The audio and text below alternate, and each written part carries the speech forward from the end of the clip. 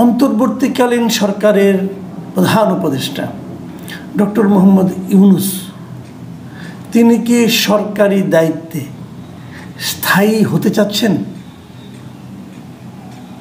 মানে উনি কি অনেক দিন ধরে সরকারের বিভিন্ন গুরুত্বপূর্ণ যে দায়িত্বগুলোতে উনি আছেন এরকম কোনো একটা দায়িত্বে দীর্ঘদিন মন্থক অথবা আমৃত্যু থাকার একটা আকাঙ্ক্ষা মনের মধ্যে লালন করছেন?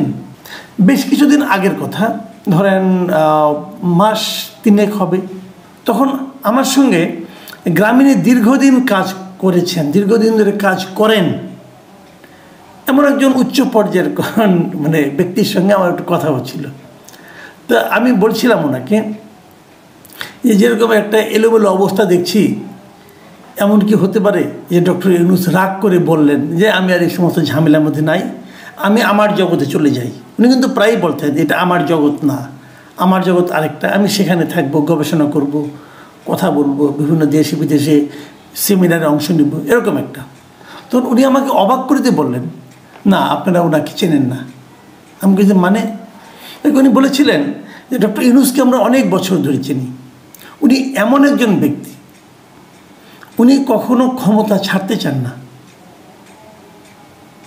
এবং তখন উনি আমাকে মনে করিয়ে দিলেন, ভাবুন তো একটা জিনিস, যে হাসিনার সঙ্গে ডক্টর ইউনূসের যে বীরত্ব, যে মামলা, প্রথম মামলাটা হয়েছিল কী নিয়ে, যে ডক্টর ইউনূস গ্রামীণের এমডি থাকবেন কি থাকবেন না এটা নিয়ে।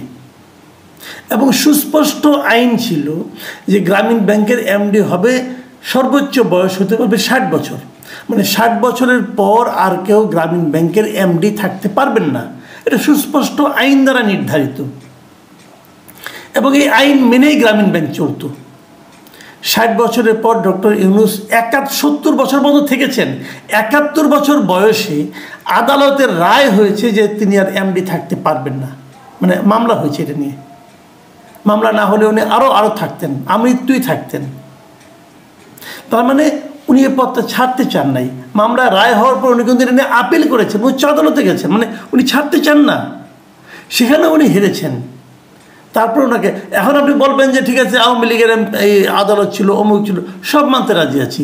ভাই 60 বছর আর 71 বছরের পার্থক্যটা তো বুঝি আমরা।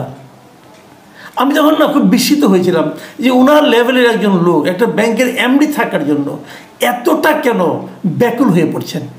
ওনার তো কোনো প্রয়োজন ছিল না।